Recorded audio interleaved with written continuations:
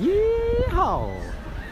Shalom and howdy from Jerusalem, from the Kotel, from the Western Wall, as we close out Purim here in the Holy City. It was a 3-day Purim here in Jerusalem, and we're just closing it out. Going into Purim, I went to the dry cleaner. I got my white shirt dry cleaned, I got my suit dry cleaned, and everything was looking absolutely pristine, clean, dazzling. It was almost sparkling. I was walking down the street, people were shielding their eyes by how shiny and clean my shirt was. And guess what? After all of that effort, taking it to the dry cleaner, getting it cleaned, on Purim, I'm eating a cholent, delicious beef stew type of dish, and it was absolutely delicious. Next thing I know, I look down,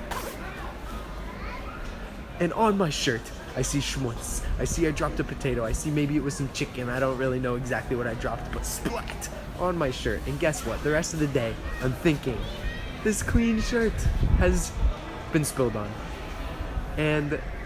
But if you really think about it, the shirt was still for the most part clean. It was only 2 spots. It was only a little bit of schmutz here. There was a little bit of sauce there. Maybe it could have even tasted good as a snack, midnight snack later on in the evening. But I was looking at the schmutz, not the cleanliness of the shirt. And this is the major lesson, one of the major lessons that we can learn from Purim. Haman, the antagonist of Purim, the bad guy that wanted to kill all of the Jewish people. Why did he want to do it? Haman was second in command. He had all of the power. He had everything. He was second only to the king. And yet, there was one person.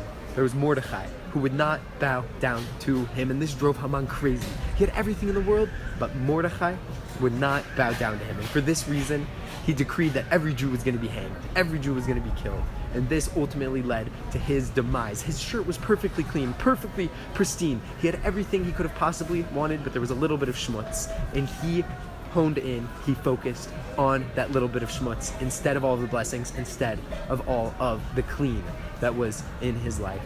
We all do this as well. If we wake up and we look at the world through rose-colored glasses, or we look at the world for what it really is, you will see that you're waking up healthy, you're waking up happy, you're waking up with friends in your life, you're waking up with family in your life who care about you. You have so many blessings all around, and yet what do? We look for the Mordechai, we look for the one thing that isn't bowing down to us in our lives, and this is what leads to our demise. So I want to bless all of us to have the ability not to look at the Mordechai, not to look at the one thing in our lives that isn't bowing down to us, but to look at everything that's going great, to look at all the blessings in our lives, and to see the shirt for the white, not for the schmutz.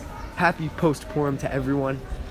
Much love from Jerusalem. Mwah. All the best.